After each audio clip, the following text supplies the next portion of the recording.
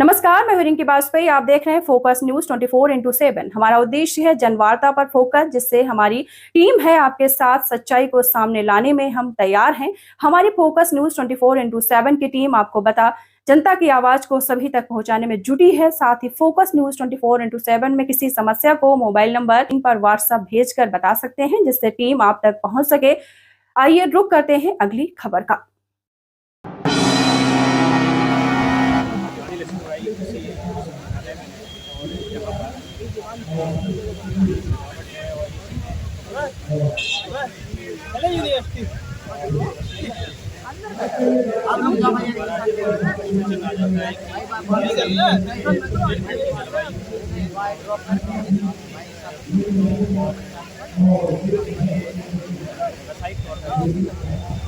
Sir आ जाओ।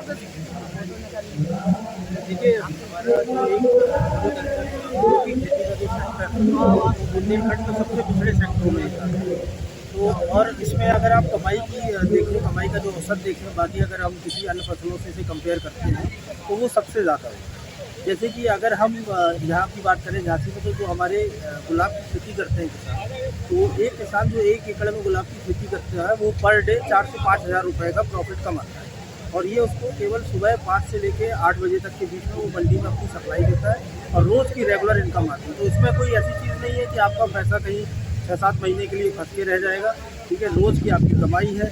दूसरी चीज़ क्या है कि एक बार पौधा लग गया, जैसे गुलाब की केस की हम बात करें, तो वो 4-5 वर्षों के लिए लगा रहता है। तो जो हम कार्बन उत्सर्जन की आप भी बात करते हैं, जो क्लाइमेट चेंज की बात करते हैं, तो उससे कार्बन सिक्वेस्ट्रेशन जो कहते हैं कि कार्बन को अपने अंदर स्टोर भंडार करने की क्षमता, तो जब वो कटेगा नहीं तो उसमें स्वाभाविक तौर पर भंडार करने की क्षमता बरकरार है और उनको प्रॉफिट, उनका जो इनकम है वो निश्चित तौर पे अगर वो फूलों की खेती करते हैं तो दुगना तिगना जाता है।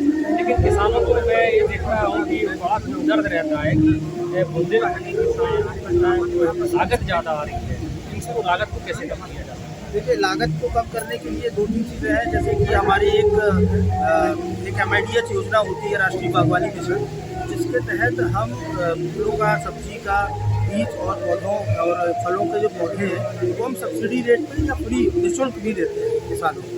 तो कुछ, लेकिन वो केवल हम कुछ किसानों के साथ ही संभव है। ज़्यादा किसानों के साथ तभी ये वाइबिलिटी आ पाएगी जब वो एक बार अगर आपने खेती कर ली इसकी और अब जब आपको मुनाफा आ गया तो आपके पास अपनी लागत को कवर करने के लिए पैसा रहे।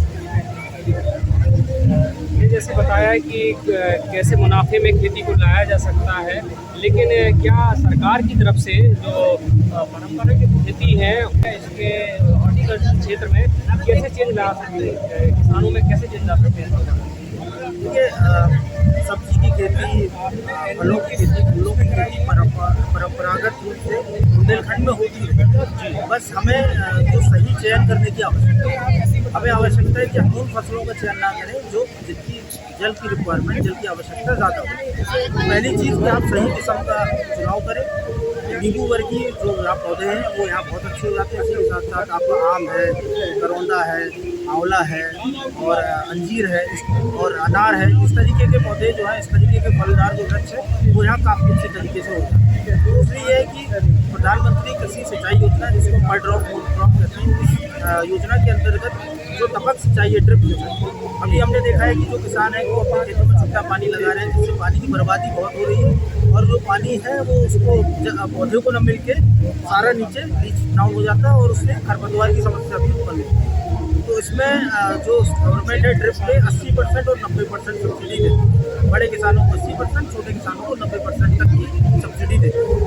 बताया है कि सब्सिडी योजना के द्वारा किसान आगे बढ़ सकता है अपनी व्यवसायीकरण करके, और वो ज़्यादा मुनाफा लेके बाज़ार में अपने माल को मतलब ज़्यादा से ज़्यादा उत्पादन करके और वहाँ पे कमाई कर सकता है। और मोदी जी के जो सपने हैं उनको साकार करने के लिए पूरा प्रयास कर रही है केंद्रीय कृषि विश्वविद्यालय झांसी, जो कि अभी एग्जाम के समय हो चुका है।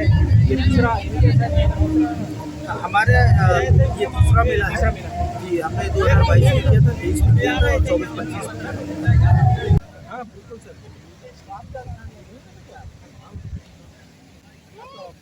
रानी लक्ष्मीबाई केंद्रीय कृषि विश्वविद्यालय झांसी में जलवायु समावेशी कृषि प्रणाली आधारित किसान मेले में अधिक से अधिक संख्या में पधार कर किसान मेला को सफल बनाएं।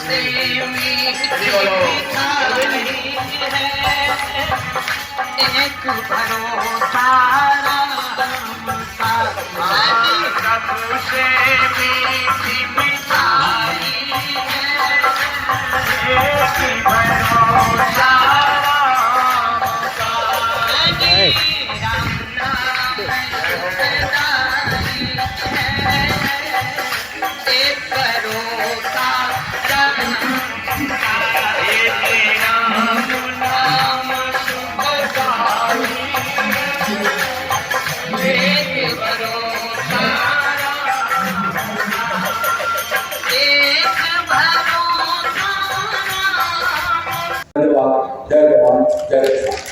तो एक बार जोरदार तालियां माननीय मंत्री जी के लिए। बहुत बहुत धन्यवाद सर आपके उद्बोधन के लिए। एक बार जोरदार तालियां, पूरा जोरदार तालियां। मैं माननीय मंत्री जी से अनुरोध करना चाहूंगी सर, हमारे विश्वविद्यालय में 3 महीने के लिए कुछ सर्टिफिकेट कोर्स चलाए थे। पार्टिसिपेंट्स को मंच पर बुलाना चाहूंगी, कोर्स इंस्ट्रक्टर्स एवं टीम्स को मंच पर बुलाना चाहूंगी और माननीय मंत्री जी से अनुरोध करना चाहूंगी कि कृपया पार्टिसिपेंट्स को सर्टिफिकेट देने की कृपा करें।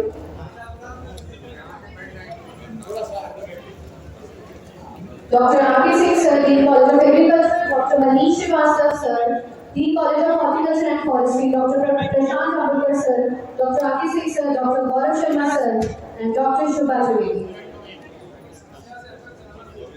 माननीय मंत्री जी को बताना चाहूंगी सर कि हमारे विश्वविद्यालय में 3 महीने के लिए कुछ सर्टिफिकेट कोर्सेज चलाए थे। मशरूम उत्पादन पर, फसल सुरक्षा, बीज उत्पादन पर, सब्जियों की संरक्षित खेती एवं गार्डनिंग एवं बागवानी, और जिसमें 23 पार्टिसिपेंट्स ने प्रतिभागिता की थी और जिनको सर्टिफिकेट मिल रहा है। डॉक्टर जी कुमार सर।